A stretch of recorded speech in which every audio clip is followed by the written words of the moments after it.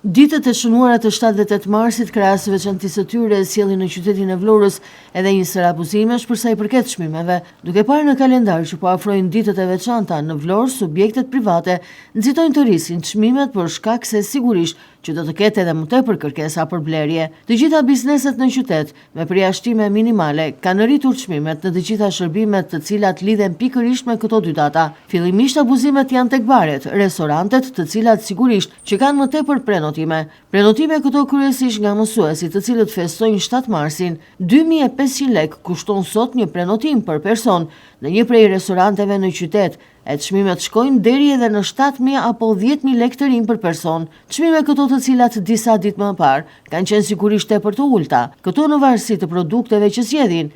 Konstatimi i rritjes së çmimeve varion nga 20 deri në 25% më lart se më parë.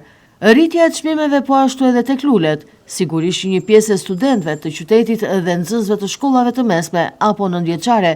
Një karafil më parë kushtonte 100 lek, ndërsa sot 200 lek. Një trëndafil më parë 200 lek, sot 300 lek. Jo vetëm kaq, por edhe buqetat me lule.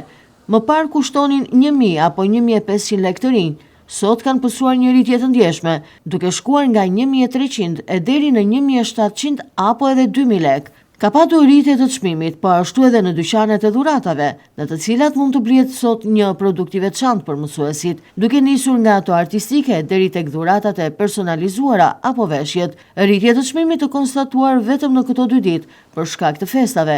Pas përfundimit të festave, sigurisht do të kthehen në normalitet të plot, çmimet në fjalë duke arritur standardin e tyre normal.